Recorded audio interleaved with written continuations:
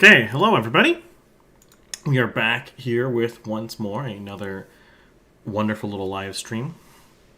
So as always, I'm going to be touching the Q&A questions at the back of the stream.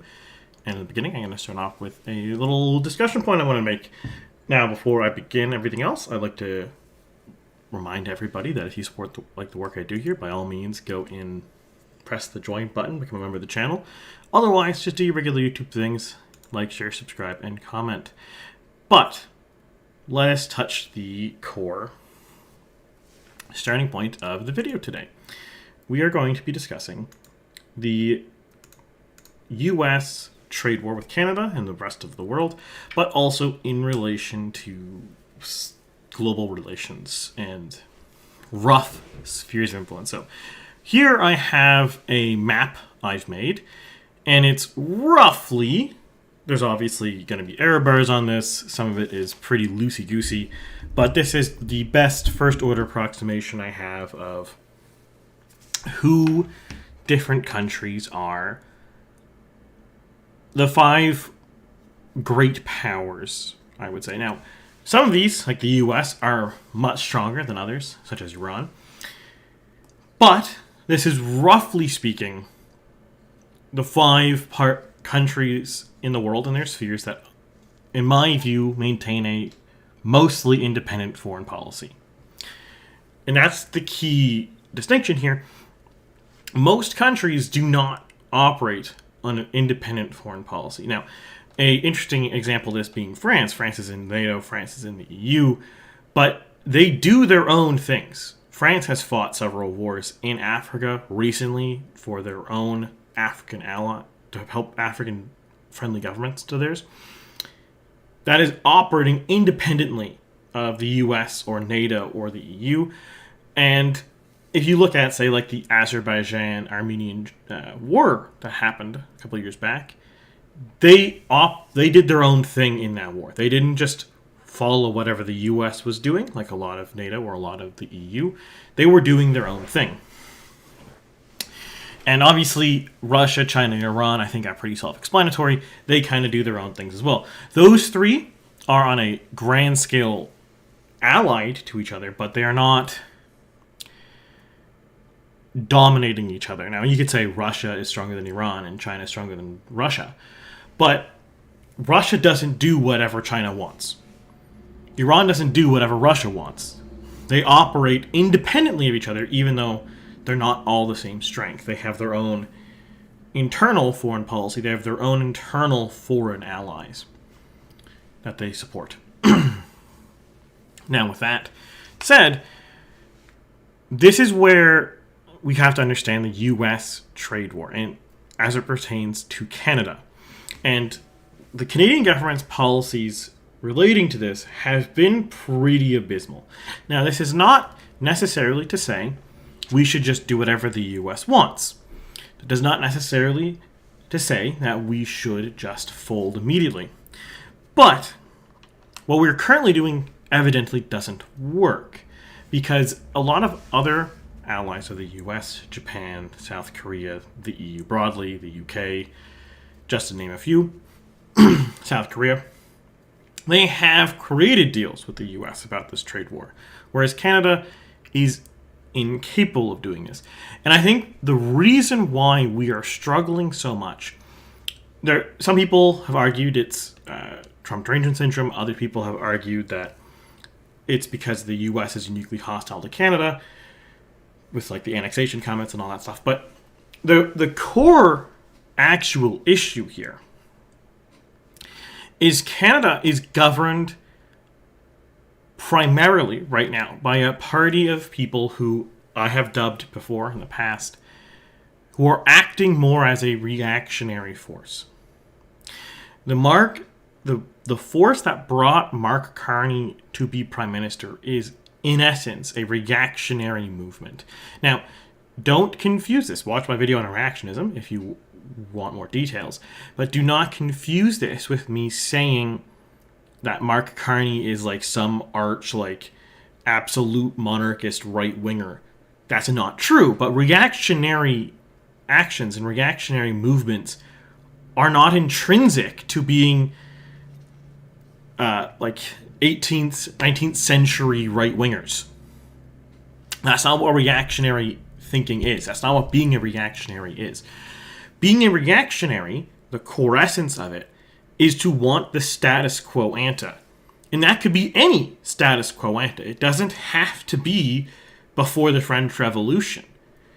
In this case, it is before the collapse of the U.S. global hegemony. They want the return of the peak of U.S. global hegemony of the 1990s, when the U.S. could be pro-free trade, could be a very lax overlord of the world because it has no security threats, where it could just encourage the economy to go and things could just prosper. That is the core ethos behind the people who were voting for Mark Carney. They want to go back to when things were better, in the 90s. And this is what underpins a lot of Canada's hang-ups with the US in particular. Because someone like Mark Carney, who is elected by an animus of reactionary thought, is just not capable of making actual good faith, honest negotiations with the US in this moment, because the US doesn't want to go backwards. Trump is not a reactionary politician. Now, you might confuse that because Make America Great Again sounds reactionary in motif, but he is not advocating to go back to 1980s, 1960s, 1990s policies. He's returning to trade protectionism, and immigration restrictionism, some of his most strongest policies. Immigration restrictionism at best is a 1960s quote-unquote return, but even then you could argue it's even earlier. And it's dubious to argue that Trump actually is reactionary in that regard, because if you were truly a reactionary from the Hart-Heller Act in the US, you'd be trying to evict non-whites from the US, which Trump isn't. He's trying to get rid of illegal immigrants, which is a very different thing. And the trade protectionism there's never been trade protectionism in Trump's lifetime in the US. So to say he's reactionary for something that he never experienced is also a misnomer. That doesn't make much sense. As I touched on in the video on reactionism, you can't really be reactionary to something that you did not experience, because you can't want a status quo you never had. If you like an idea that existed in the past, but you never experienced, that doesn't make you a reactionary. The U.S. founding fathers, if you will, were not reactionaries for wanting to have a republic, despite republics being long dead for most of Europe by then. That does not make them a reactionary because they want to go back to the Roman Republic. None of the members were alive then. So, as is to say, the U.S. is adopting a new policy. Whether this policy is good or bad, that's for the future to determine. I cannot tell you that verbatim. But it is true that they are adopting a new policy. And this new policy is core to this Trump administration. And this policy is about this struggle here. In 2025, the U.S. is not the global hegemon. They are not able to defeat all the other powers combined, or even meaningfully fight them. 1 second here. I'm updating the video this title because the stream is not really good.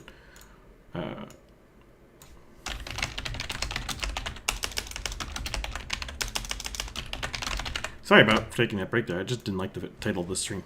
It wasn't very specific. But this is... The U.S. is no longer capable of being in a situation where it can operate under hegemonic policies. Free trade is a hegemonic policy. It works really well when you don't have external security threats.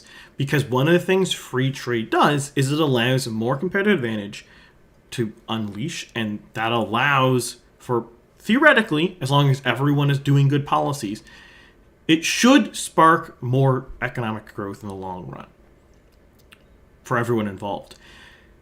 However, free trade does come with a very big weakness in that you become dependent on foreign supply chains. And if certain things become part of foreign supply chains, like manufacturing, your ability to wage war is severely curtailed. And that's one of the motivating factors behind Trump readopting these tariff measures.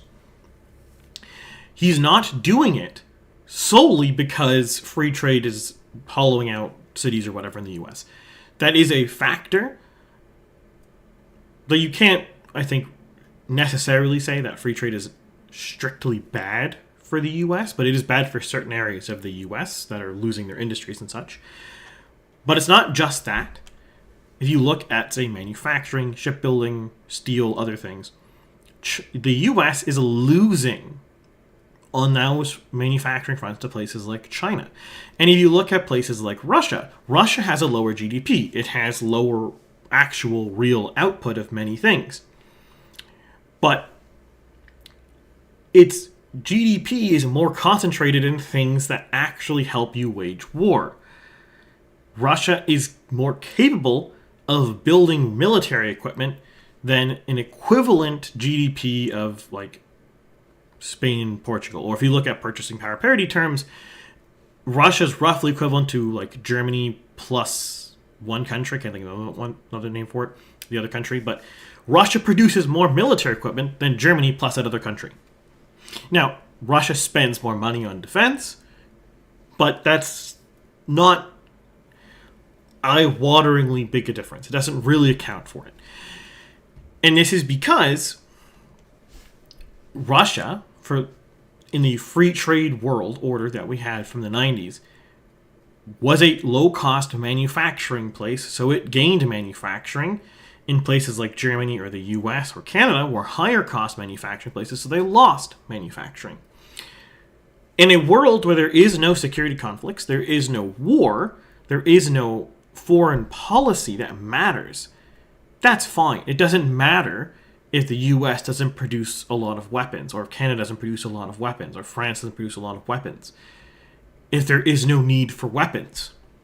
Or, equally, let's say hypothetically, there was aliens on Mars and we were fighting aliens on Mars. Then it doesn't really matter if France makes guns or if China makes guns, because I would hope that if we're being invaded by Martians, all the people on Earth are going to put away their small differences to fight the Martians off, I hope. That's probably not what would happen, but hey, we can hope. But when you're talking about a situation where you have the US versus Russia in Ukraine, where you have the US versus China in Taiwan, being able to produce weapons domestically, being able to produce minerals domestically, being able to produce food domestically, that's not an issue for the US, but it is an issue for China. These things all matter. Saying, it would be more efficient economically for the US to specialize in engineering and let China build things, steel, that makes sense in a world where China and the US don't have security conflict. But they do. That makes sense, or equally, if Russia and the US don't have a security conflict. But they do. Trump's trade policy changes, then, are not strictly designed to fight to onshore protection from everything. That is a goal of it, but one of the secondary goals that his administration is very clearly doing, and we know this because of what the deals we've seen with the UK, with the EU, with the Japan, with the South Koreas. We've seen those deals. So what we know from those deals is the US is not only trying to shore up its own industries, but it's also really just checking which of its allies are actually allies and actually want to stick with it. And in that regard, it's also really doing its best to hem in China. But now, you'll see every now and then Trump will raise tariffs or something on China, and then they'll have a negotiation and they'll drop stuff because China will also raise in retaliation. There is a lot of that going on with China, but that's a different thing altogether because the U.S. and China are very trade coupled together. So trying to cut off manufacturing from China to the U.S. is not a trivial process. It will probably be bouncing up and down for a while, which is why one of the taco Trump thing is kind of silly. There is going to be pushes and pullbacks on the U.S.-China trade axis. It has to be. Their trade is so large, you can't just stop it. It's just not possible. There's not sources to replace those dependencies. New manufacturing in the U.S. could not start up that quickly. But that's a digression. So what this means from the Canadian perspective is we really have to sit down and think about where we want to angle on this. To get a deal with the U.S. necessarily is going to say taking the U.S. side on the growing global security conflict. A deal there will mean we have to cut stuff like India, China, Russia, reduce trade with them, increase trade with the US or EU. That is a necessary consequence of that, and we will likely necessarily still have to pay tariffs on at least some things. Or we might, in theory, be able to get a zero tariff deal with the US, but that might mean we have to put our own 10% base tariff on the rest of the world.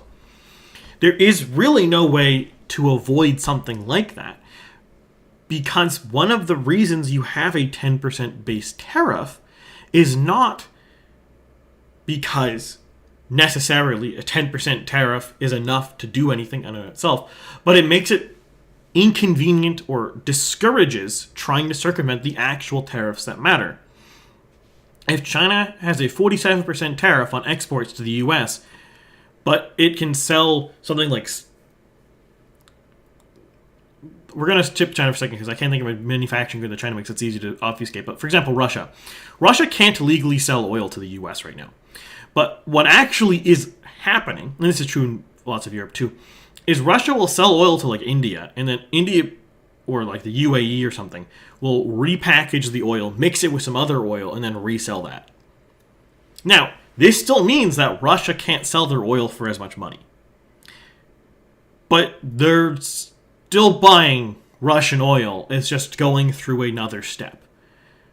It's not completely blocked. Same thing happens with Iran, by the way. There's an embargo, U.S. embargo on Iranian oil, but it's not actually stopping the sale of Iranian oil. It just reduces the value of Iranian oil because they have to sell to a middleman first. And one of the reasons why you get a 10% base tariff is to try to squeeze middlemen. It's not a perfect solution, but it is what apparently Trump has decided to do. So, the Carney government really is struggling on this front. You could maybe argue he doesn't even actually want a trade deal. He's not even trying, you could say.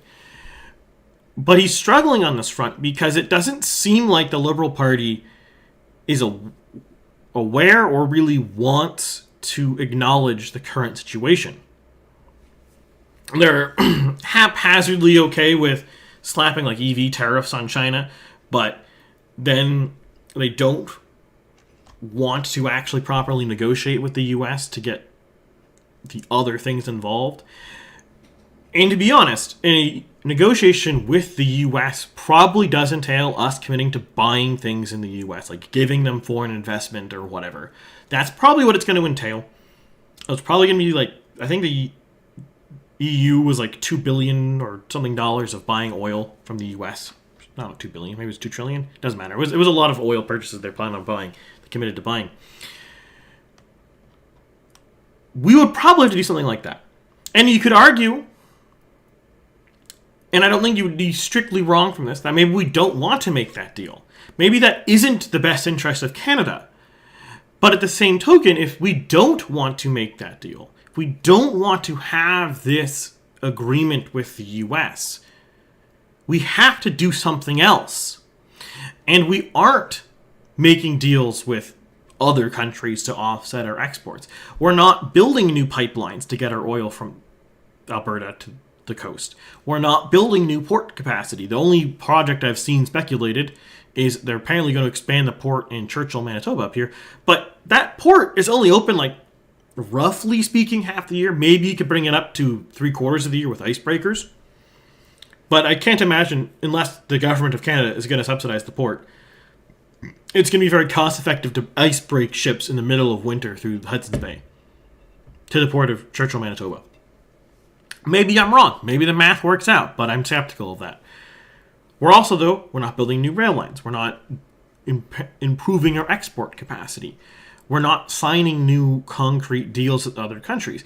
But again, the main one really is the oil. Oil is pretty much our main export, and almost all of our oil goes to the U.S. The Keystone XL pipeline extension, not Keystone XL, sorry, Trans Mountain pipeline extension, was a good thing to happen.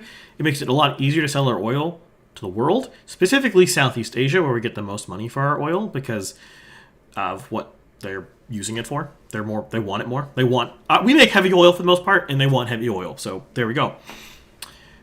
Building like Northern Gateway up through northern BC, that would also help make it very easy to sell oil. It would help reduce trade reliance on the U.S.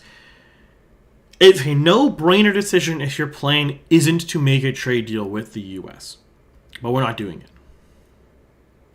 You could also say, if we don't want to trade deal with the U.S., we really should replace Enbridge Line 5 with something through Manitoba, Northern Ontario. So we don't rely on our oil that goes to Ontario to have to come through the U.S.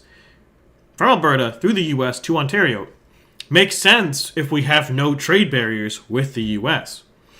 If we're not going to negotiate a deal with the U.S., that's a really bad idea. That means a foreign country can shut off the oil supply to Ontario whenever it wants. It's obviously not good. But we're not talking about building those projects. And that's the key issue here.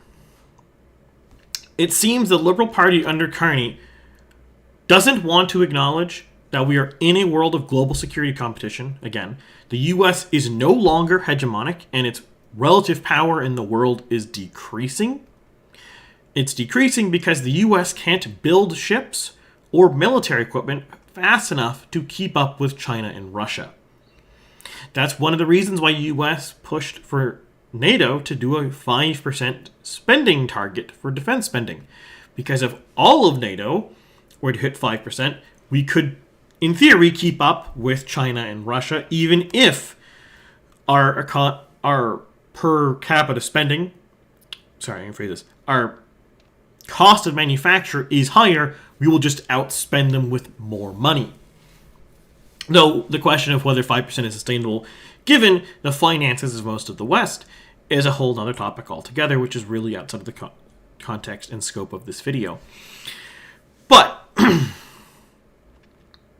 again, we're really not doing that as Canada. Like, we are not properly addressing these concerns. We're not properly addressing these issues.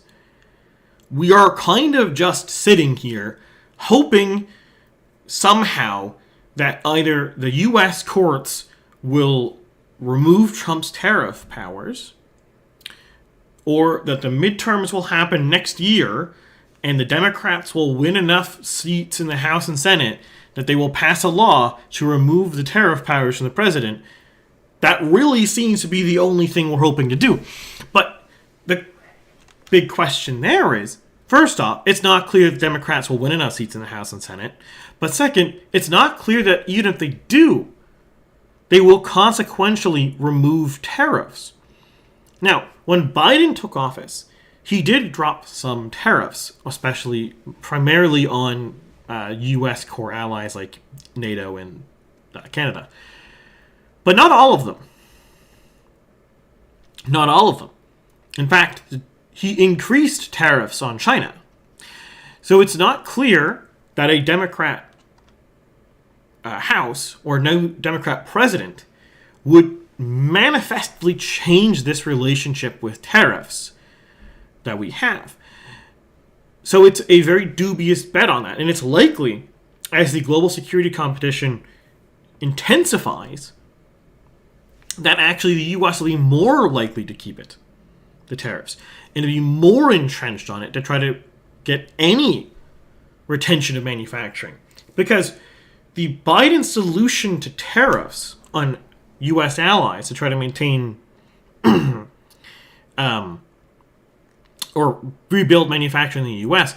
was the Inflation Reduction Act, terribly named, but that act was basically just protectionism by another name. Instead of protectionism through tariffs, it was protectionism through massive subsidies. But it's not entirely clear to me that the U.S. can afford to massively subsidize the manufacturing sector. Maybe they could have 30 years ago, but not today, where they are like $38 trillion in debt with a 6% budget deficit. Even with the tariffs, they're like a 6% budget deficit. And the tariffs are making a lot of money, a lot of tax revenue. So we are in a situation here that the Canadian government doesn't want to acknowledge that the U.S. is unlikely to meaningfully change policy, even if a new government is elected in the U.S., a new administration takes power. And it's unlikely that this will change anywhere else. And it's actually likely that we're going to start seeing more of this in places like Europe or other allies. Because in a world of global security competition, the ability to manufacture things is important. The core lesson of World War II was that in a modern conflict, force generation is the main thing that matters. And the main thing that slows down force regeneration is manufacturing capabilities. It's more important to be able to build 10,000 planes in World War II than it is to build 5,000 really good planes. No, mind you, the Allies actually had better planes for the most part than the Germans, but I digress. Right now, you look at the U.S. The U.S. generously loses warships every year. They build fewer destroyers than they retire their destroyers and cruisers. They build fewer carriers than they're going to retire carriers in the near future. China is building more destroyers. They are building more frigates. They are building more carriers. Their fleet is increasing. At best, the U.S. fleet is treading water, but it's also likely shrinking. You look at missile production or tank production. The U.S. tank production can really only double in size based on reports I've seen. And after that, they have really no more capacity to increase tank production. It would require massive investments in many years. It's not a trivial change. Now, how many tanks does China make? I don't know. But Russia right now, our best estimate, makes more tanks than the U.S. does if they double their production.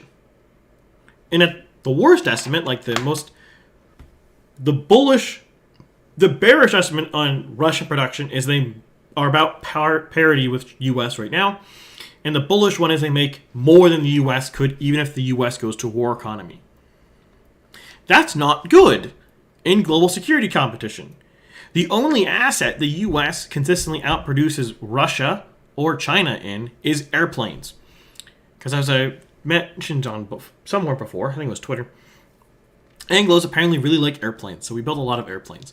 But that's the only military asset the U.S. outproduces Russia or China in. Airplanes.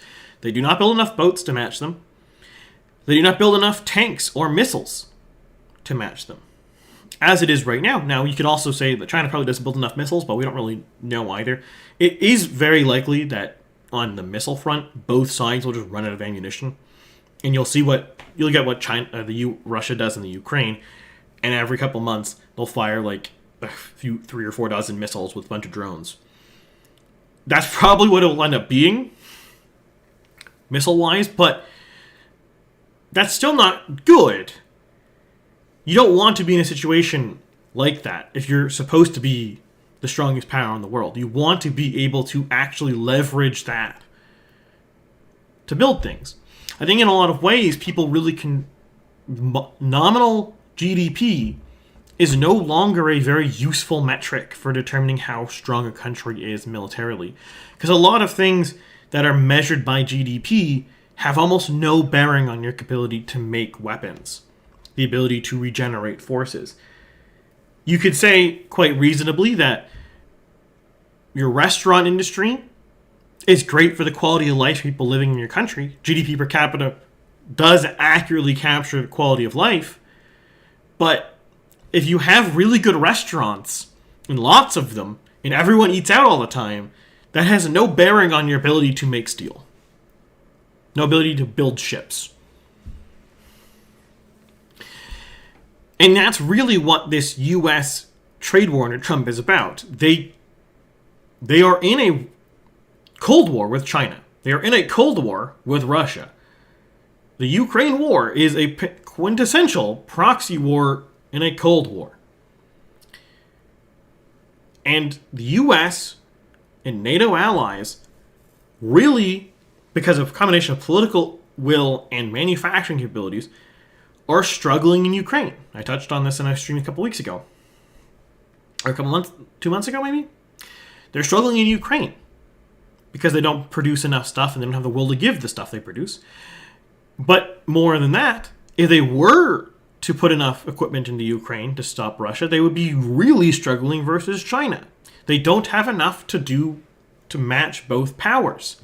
And then that's before you consider the Israel versus Iran stuff in the Middle East. But with that there, I will start jumping into Q&As. So by all means, jump into the chat and drop me any questions you want me to ask.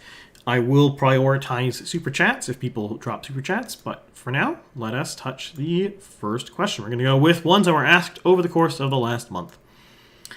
Starting with this one from Rocco97.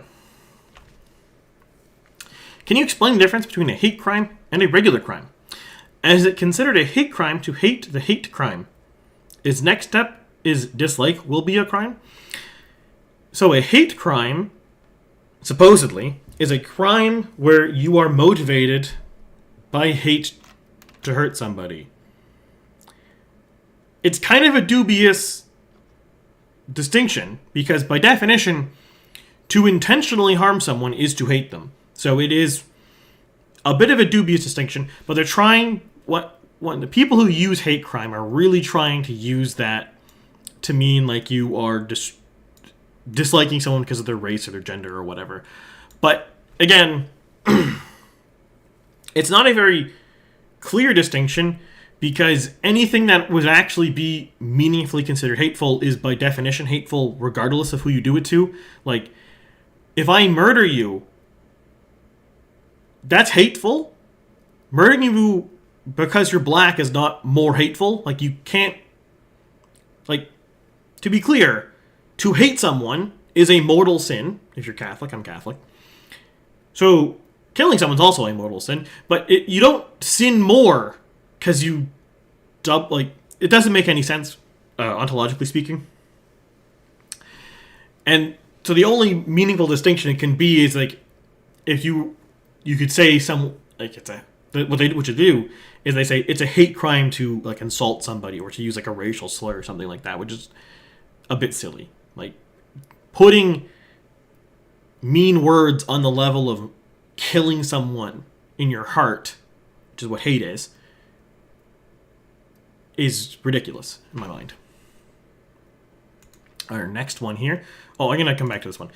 We're going to go to Iron Guy, GM6VF. I think so long as the GG isn't appointed by the king and it's just a ceremonial role, we should make it an elected position separate from Parliament so that the GG can actually carry out the roles it's been given. What do you think? I don't think the issue with the Governor General is that it lacks legitimacy. The problem with the Governor General is the king should be selecting the Governor General without consent of the Prime Minister. When the Prime Minister recommends someone to the king, and the king rubber stamps that appointment as Governor General, you actually remove the legitimacy of the Governor General by doing this. The Governor General no longer has the authority to act because they are merely a political appointee from the Prime Minister. If instead that they were a completely distinct office, the Prime Minister has no control over, has no comments over, can no longer say anything about it, that the Governor General is given the authority to them by the King, and the King alone, then the Governor General actually has the authority to act, because they can thus overrule the Prime Minister on something, and they have the authority to do it because their authority comes from a different source. When their authority comes from the Prime Minister, it doesn't make sense to overrule the Prime Minister. And that's what has happened. I don't think electing it is necessary. We'll go back to this question from Mr. Brody Day? Or Mr. Brode? I don't know. Would be interested on a video describing each hierarchy level, what the positions for these people at each level look like, and where do you seek these people. Also curious where you found this model, or did you recognize this model? So, we're going to answer this second question. Where did you find this model, or did you recognize it? This one I might do in an actual video, because it would require more depth, but the second one I'm going to answer here.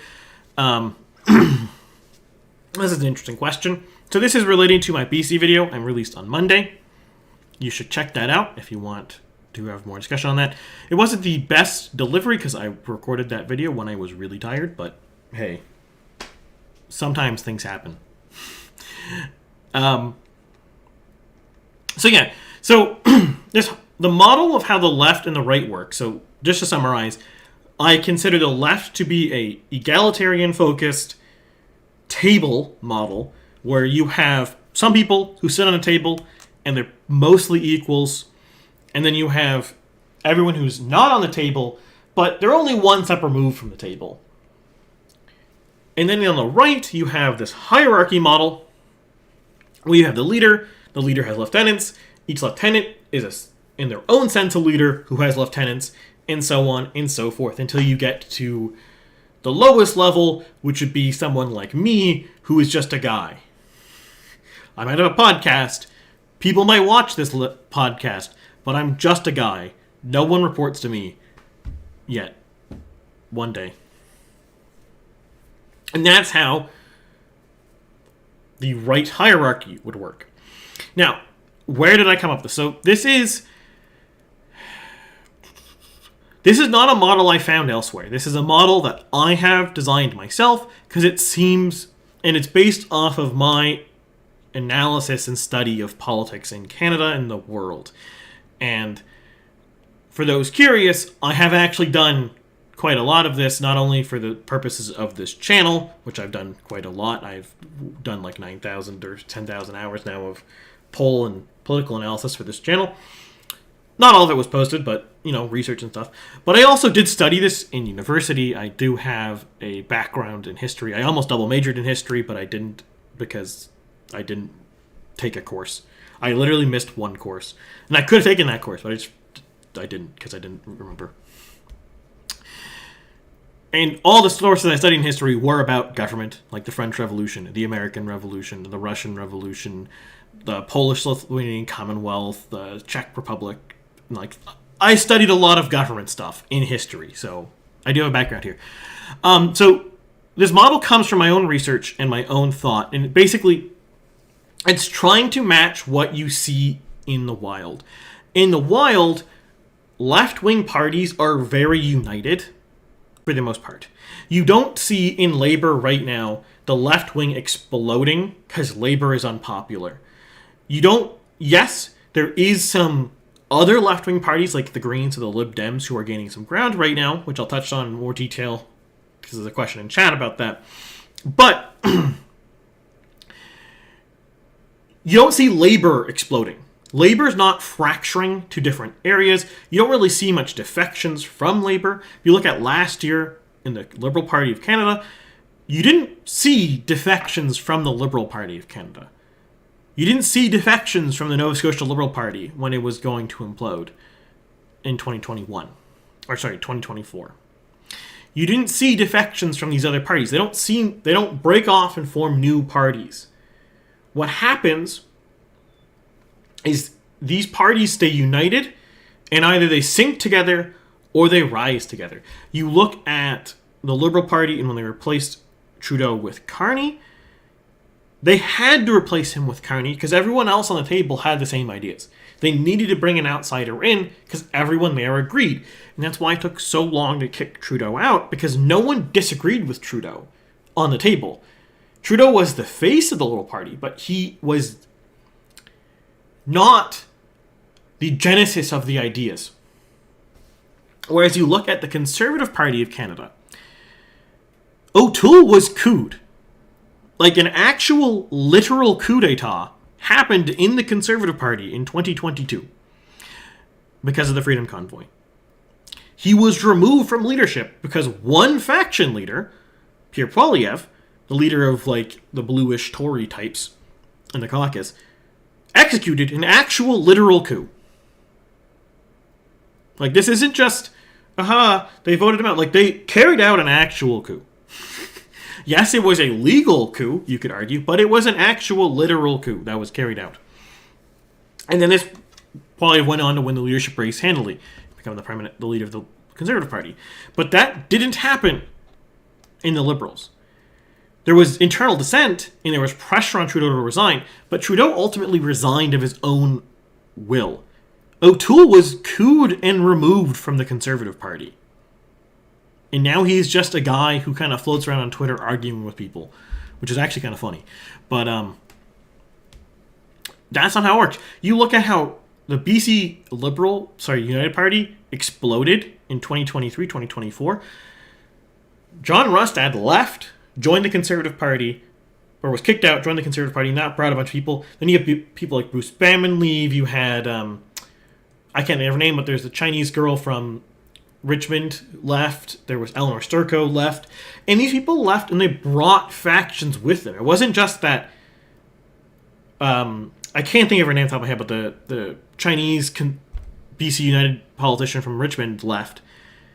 Like, before she left, the Chinese vote was still going with BC United. She left, and she brought the Chinese conservatives with her to the BC Conservative Party because she was the leader in the BC United caucus of those voters, of that faction, of that interest, of that political group. When she left, they then defected to the Conservatives. When Eleanor Sturko left, her faction of the more moderate, kind of like right liberal types, they went with her. And that's why the BC United implodes so quickly. Out of nowhere. Like, it's neck and neck for the Conservatives for years, and then a couple defections happen and it's gone. For like a year, sorry.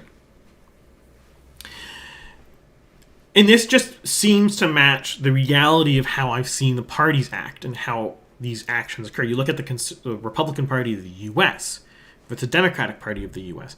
The Democrats don't have the kind of internal dissent that the Republicans do. The actual members of their caucus usually vote in bloc. There's very few mavericks. The mavericks they do have are the ones in the Senate, and they're always the more moderate ones in the Senate. Whether people thought they'd be moderate or not is a different question, but after being in the Senate, they were moderate. So that is that. Or that's how the Democrats work. And then you look at the Republicans, they have all sorts of internal disagreement. Like, the Republicans after 2022 had a huge struggle to get a leader to be the Speaker of the House in the U.S. It was a big, big struggle because all the different factions of the Republican Party could not agree on who should be in charge. You look in the UK right now, and you kind of see a similar thing with the Tory Party imploding. So, this is to say, the right is hierarchical because, like, this doesn't just fit the data. It also does make sense theoretically, too. Because what ends up being the case with right-wingers, as being right-wing, in a sense, is being hierarchical, is you respect the authority of people ahead of you, people in leadership of you. But respecting leadership and authority is not a one-way street. You don't give fealty for nothing. That's true in the left too, by the way, but the left doesn't think of or organize itself in the same way because the left's motifs are different. The left is egalitarian. It doesn't like to think that it is a structure of hierarchy with semi-formalized fealty to each other. But the right does act like this. You have people in areas who are in charge.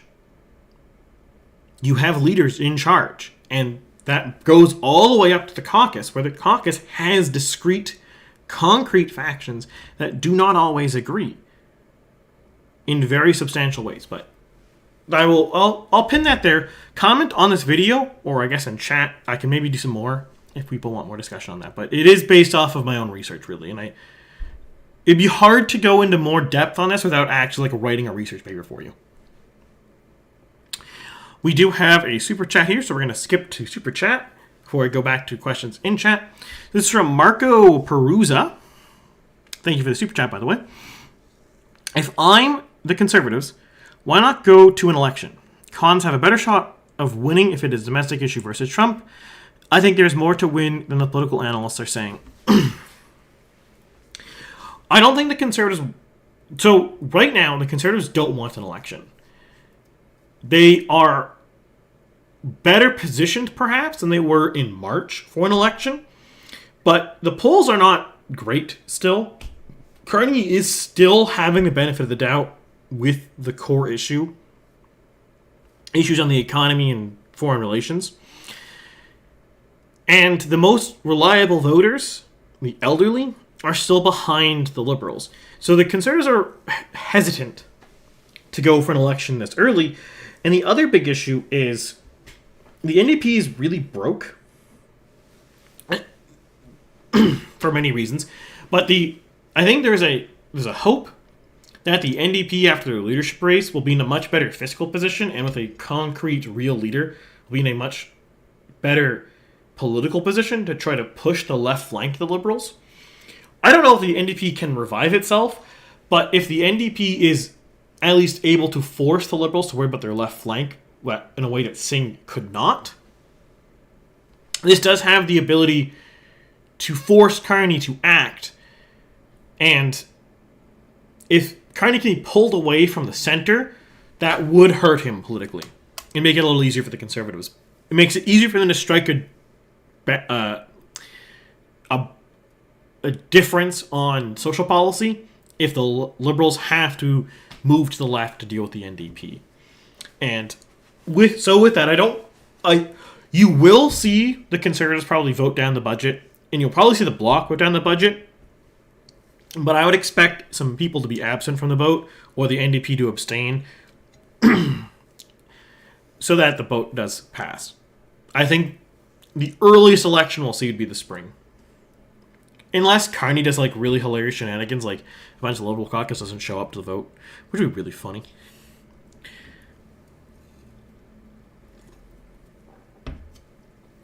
Going back to old chat comments. By the way, keep free to ask your chat comments. Since this is a Saturday, I have a bit more time to play with, so I don't need to kill the stream after 1 hour. I'm going to just keep answering chat questions till no one asks them. So starting with this chat question from GLJ Rocco. In the past few UK polls, the Green Party seems to come out of nowhere. The newest polls now show them in second place in popularity. So what's happening in the UK is Starmer is exceptionally unpopular. I think he's the most unpopular leader the UK has ever had at this stage. So the left wants to go somewhere, but they can't rally behind Starmer because everyone hates Starmer. The left hates Starmer. The right hates Starmer. The center hates Starmer. Everyone hates Starmer. So they can't rally behind Starmer. And We go to the structure, the model I discussed earlier. What's happened is the round table of the Labour Party has lost the affiliates. The people who are not in the leadership table but are on the edge of the table are gone because they don't have anything. No one wants them. The Labour has nothing for them. So they're going to play parties like the Greens because Polanski is proposing left-wing ideas and seems to be listening to the base of left-wingers. So he's attaching himself to all these floating people. People who aren't on the table. The affiliates are attaching to him. But the catch here for the Greens, and this is why it's really difficult for left-wing splinter parties sometimes, is while you might have the core table of the Greens who are loyal, the affiliate voters are not loyal. They will not stay with the Greens if Labour gets a new MP or a new Prime Minister. So, if Starmer does retire or is replaced and a new Prime Minister comes in for Labour before the next election, I would expect Greens to collapse back in the polls. They might go all the way back down to like 5% again because people are only rallying behind Polanski because Starmer is so hated. And that Starmer basically breaks all of his promises and doesn't do anything. That's why that's happening. As soon as they replace him with someone who doesn't break their promises and does things, well, there you go. He's going to be gone. Or they'll come back. Will they be able to win an election? A whole different question. But I don't think the Greens are long for second place. Back to Mark Peruza from another super chat. Thank you, by the way. We have, how can Poilievre win back 65 plus supporters? That's a good question. I don't think there's a good way. Now, this is not to say the Conservatives should ignore 65 plus voters. This is not to say 65 plus voters' opinions don't matter. But it will be very difficult for Poilievre to win 65 plus voters while pitching the platform he wants to pitch. Poilievre is pitching both big economic and big social changes. If those two things are happening, it'll be quite difficult. I'm going to close this and we'll just leave this on this map actually. But it'll be very difficult for Poilievre to convince elderly voters, retirees, that actually, yes, we should change the system dramatically. There is an adage that the older you get, the more conservative you are. And that is notionally true in some regards. I've touched on this in videos in the past. But one of the things that you are more conservative about as you're older is you are more status quo concerned. They don't want to rock the boat. Poilievre's platform is explicitly to rock the boat. What he's pitching to young people is to rock the boat. You can't reduce housing prices without hurting the most elderly. You can't talk about trimming back expenses and all this stuff without affecting most seniors. A lot of the changes that he wants to do on social policy, on crime, on drugs, would undermine things that the seniors themselves voted on in the past. So I don't think there's a good way to win them. Now, maybe there is some big brain political theorist or advisor who can come up with a plan to win these voters without losing the base that Poilievre has been actively campaigning towards for 3 years now. But I don't think it's really possible. I think Poilievre really did make the calculated decision to risk losing the senior vote in hoping that if he wins the youth vote, this will either be a net positive trade or it'll be a net beneficial long-term trade. Because obviously, there's more seniors right now of the current 65 plus, but they won't be there. The older you get, the more likely you are to die, unfortunately, that's a fact of life. So it could be a long-term bet on the future of Canadian politics to try to win the youth. So I don't think you can really do both at once, basically. You also have another question from Marco Perusa. Once again, another super chat, so thank you for that one as well. Who would be a great next leader for the Conservative Party of Canada? That is a very difficult question. It's difficult because it's not clear how to answer that. And the reason why it's not clear to answer that is we don't know what the circumstances are. Who is the best leader depends on what's going on right now. Right now, Poilievre is probably the best leader the Conservatives can get. In 10 years, that's a different question altogether. I don't know if there is a better leader or who that would be. Because if you think about it, in 10 years from now, or even let's say 4 years from now, let's say we go to 2029, Poilievre loses again, and he's out. 4 years from now, someone who is 30 will be 34. A 34-year-old is a reasonable, perfectly reasonable person who could run for political office and become the leader of a party. Someone who's currently 34 will be 38, and that's an even more reasonable age to do those things. So there's lots of people who could, in theory, become leaders of parties who are currently no names. We don't know who they are yet because they haven't done anything yet because they're young. But over the next couple of years, they could become major political figures. Poilievre himself was not nobody, but he really became quite notable after 2019 when he started his YouTube channel and he started doing a bunch of stuff like that. That's really what brought him notoriety in the Conservative movement in Canada. So it was 4 years from when he really started his own YouTube stuff to becoming the leader of the Conservative Party. And he was 34 or something like that when he started this. Maybe he was 36. Don't remember. But again, that's one of the big issues is trying to answer who the next best leader would be. But I would say we can say more abstractly the qualities you would want in them. Given the era we're in, I think the Conservatives would want a leader who is relatively young, late 30s, early 40s. The Conservatives would want someone who is able to, for lack of a better term, be a populist while pushing normal policies like Poilievre does. Poilievre pushes mainstream conservative economic policies, but he does it in a populist way quite successfully.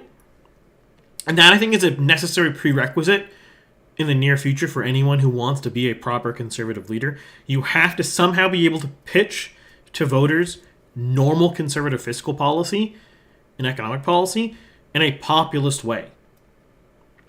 And the reason for that, and as I touched on in other videos, is the Conservatives, in the Canadian political factions video specifically, the Conservatives are united on social policy, and they're divided on fiscal policy. But the people who really like fiscal conservatism are the most likely to leave the party for economic issues. People who most like social conservatism are also likely to leave the party for fiscal issues.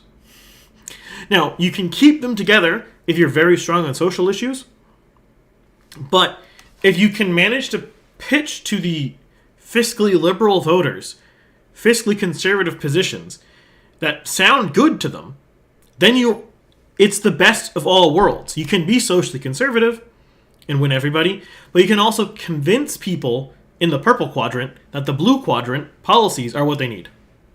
And I think that's the core prerequisite of any successful conservative leader in Canada right now. You have to be able to sell blue quadrant economic policies to the purple quadrant. And that's non-trivial. I don't know who would be best at that, but that is what you need to do.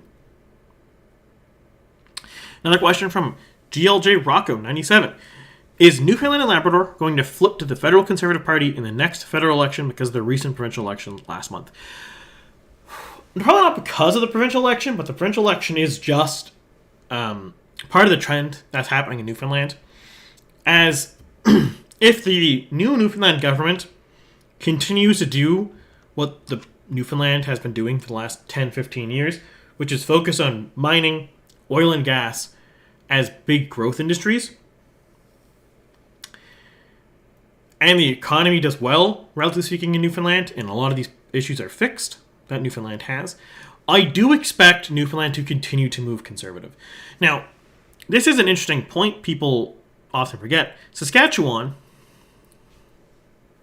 was an NDP province, federally and provincially, until relatively recently.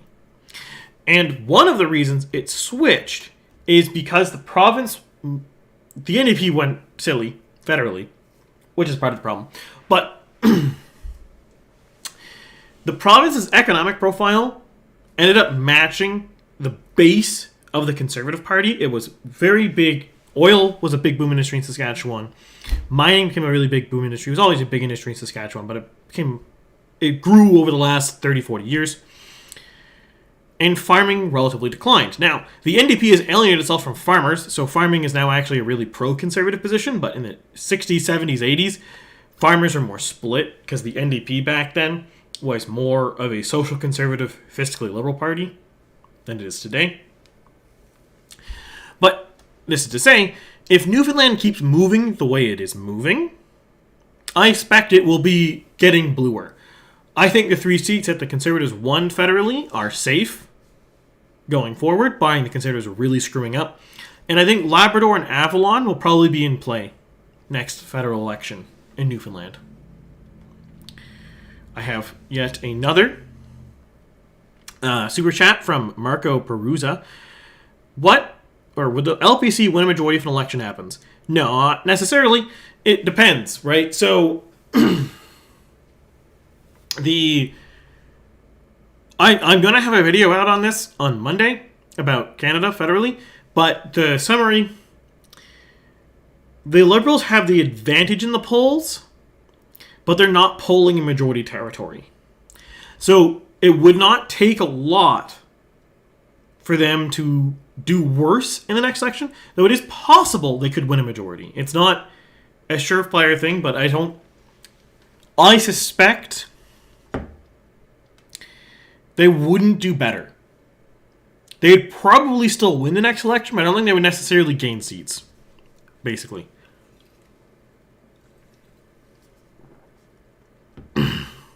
Okay, another question from GLJ Rocco 97.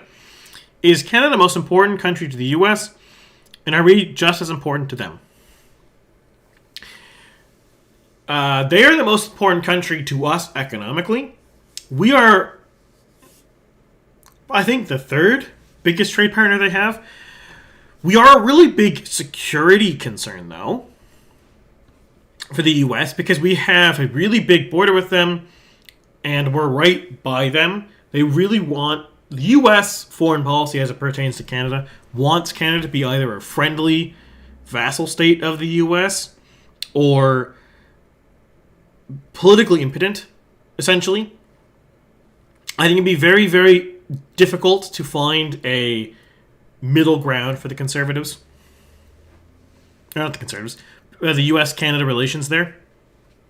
It isn't one of those two stations, so we're pretty important to each other for very different reasons. That wasn't always the case, but it is the case now. I have another question from Super Chat from Marco Perusa here. Do you think the budget, if passed, would help Canada? It seems more big government, more Laurentian elite type vibes, true tax reforms required. I don't think the Carney's budget will have a manifestly different change to the government of Canada. In other words, I think it will just be a continuation of the Liberal policies they have done over the last 10 years. Maybe Mark Carney will be better at it than Trudeau.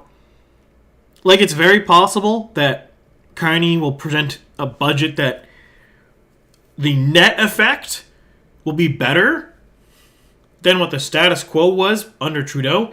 But if you look at like the per capita GDP growth in Canada,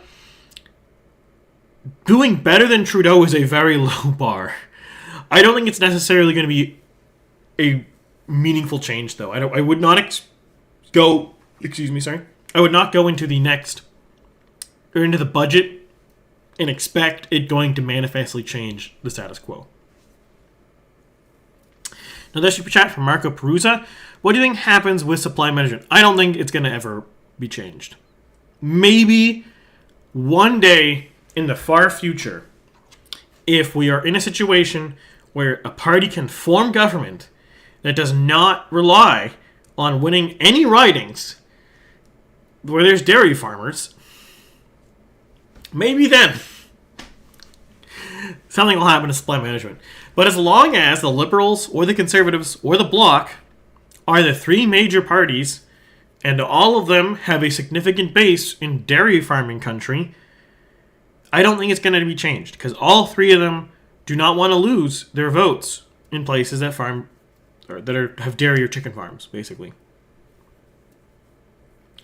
Where I live, there's a lot of supply managed farmers, and they will 100% single issue vote against you on supply management if they think you're against it. And there's a lot of them and a lot of ridings in Ontario, Quebec, and Maritimes. So I don't think you're going to see much happen on that. It's too politically poisonous for too small of a gain.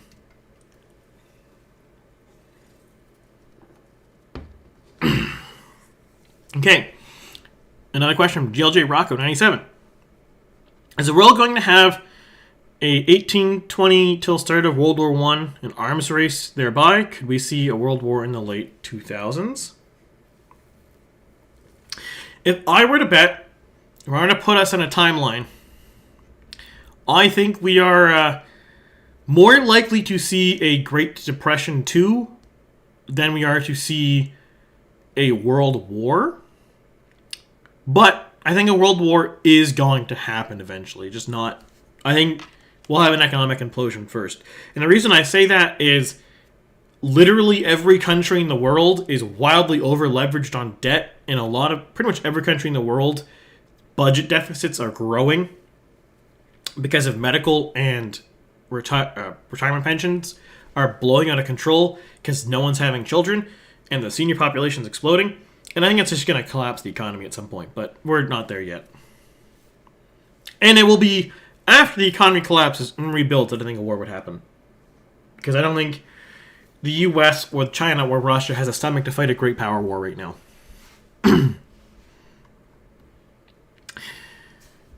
Another super chat from Marco Perusa. What are your expectations with CUSMA? I don't think... Okay, so I suspect Trump will put a lot of requirements to it. I think it will survive in the broad strokes. It might expand. It could very well end up covering most North American trade, but I think we're going to start seeing like really tight requirements on either essentially external tariffs like the EU has, or say with Mexico, you might have a lot of deals like requirements that like Mexican workers need to have these benefits, or they need to have like these wages or something like that. So to try to protect industries in the U.S. So in other words, the deal will probably survive. It might expand and cover more industries, but it is going to be reformatted to reduce competition on U.S. manufacturing. That's what's going to happen. Now, depending on how this works, it might actually help Canada as a side effect, because if Mexico has to pass better worker protections, which reduces their competitive advantage on manufacturing, that'll be good for Canada. But I don't think that's even a tangential goal of Trump. I don't think he cares about Canada. We have another question from Ronnie BBY. What possible issues may arise with this latest meeting with Xi Jinping? May Canada outlast the popularity issue with Trump and demographic change until a regime and demographics of China until a regime change? Ooh, big question. So I don't think the meeting with Xi is going to be consequentially different, or it's going to have consequential issues. You have the slight realignment of trade with Trump reducing some tariffs and China reducing some bans on purchases and stuff like that. You're going to have more of those. By the way, it's just going to keep happening. But I don't think it's going to change the relationship in meaningful ways. And I don't think Canada is going to outlast Trump or the demographics of China. Like, don't get me wrong, China has a really bad birth rate. And their population is shrinking. But China has a lot of people. They have a lot of people. China could lose half their population and have more people than the U.S. And it would not take now, mind you, a lot of damage is already baked into China's demographics, but in the long run, we're talking like 60, 70 years to really feel all this weight. Canada doesn't have that long. Our economy would be really bad if we have no deal with the U.S. and no deal with China. By then, like, the poor canola farmers will all be gone by then. Okay, now we have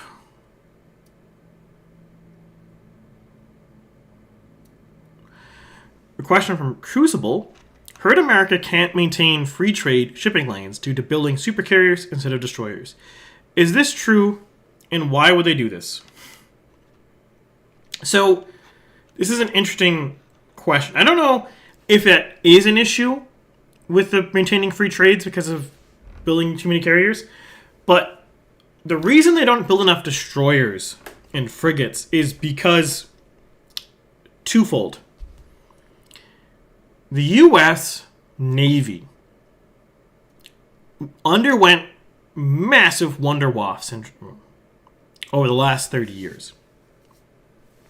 The U.S. Navy wanted an evolutionary leap in naval technology a revolutionary leap instead of an evolutionary leap. So instead of going for building a destroyer but better, they wanted to leapfrog everyone with the Zumwalt class. They wanted to blow everyone out of the water. That failed. Billions of dollars wasted. Only 2 ships built, 1 still in production.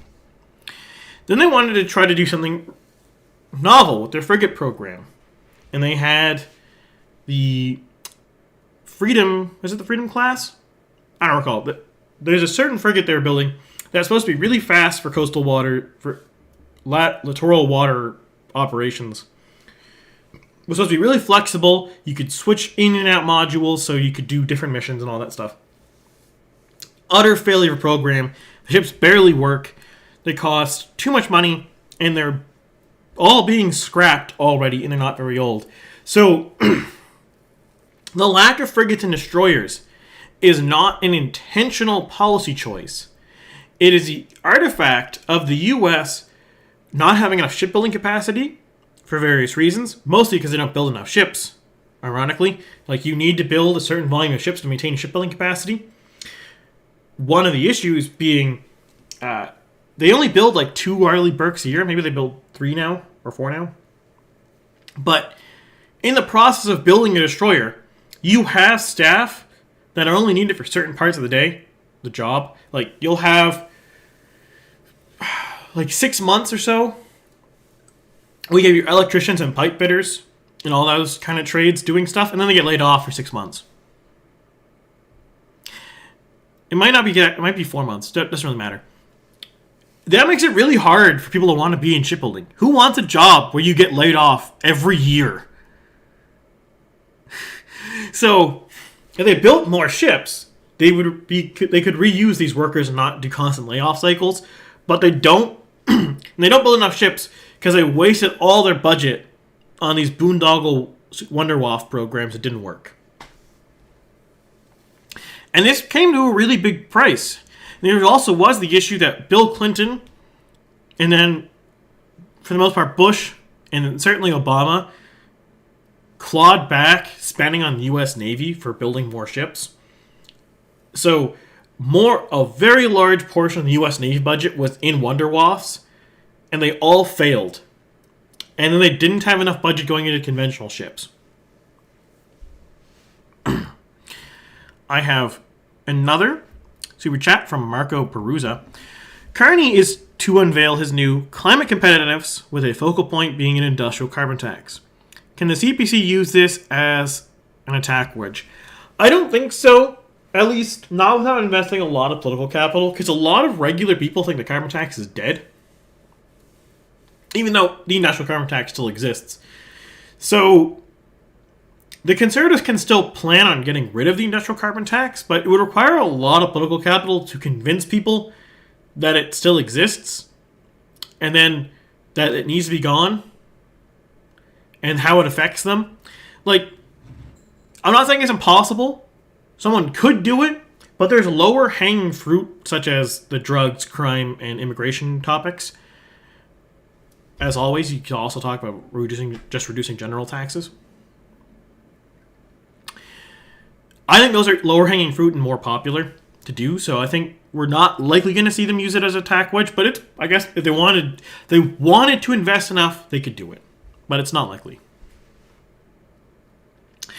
Another question from Crucible.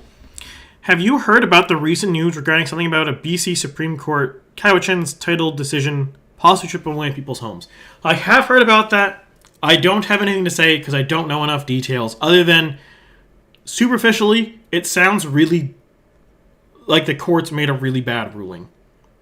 But I don't know enough details to really discuss the ruling or the consequences of the ruling in details other than it sounds like it was a bad idea. I would recommend asking someone more up on Canadian legal stuff about that, because I know history, I know politics, I know military stuff. The specificities of law, not my forte. Sorry about that. We have another just comment from Thomas Hepner. Think there'll be large cuts to public services beyond nutrition? No. I think, at best, the Liberals are going to cut hiring, and they might offer some people early retirements. Now, unfortunately, the people who would get early retirements are people who don't actually want to leave the public service because they're not the problem. One of the big issues our public service has is it's not necessarily that we have too many workers, which is a problem, though. We have a lot of workers who got public service jobs who aren't very good at them. And there's no way to really get rid of them. Because it's really hard to fire someone who's doing the bare minimum job requirement. So if we were to actually try to downsize public service, we really want to be getting rid of the low performers, but that's really difficult to do. It'd be politically expensive, and I don't think Mark Carney's Liberals will do that. I think he's just going to do the safe, easy thing, reduce hiring, and maybe do some early retirements for people. But unfortunately, the early retirements will likely fall mostly on high-performing workers. But I digress. Now, it looks like I've answered all of the questions. This is a good stream, everybody. Make sure you do your YouTube things, like, share, subscribe, and comment below. Let me know what you think. And with that, I will be seeing you guys on Monday. Whoop.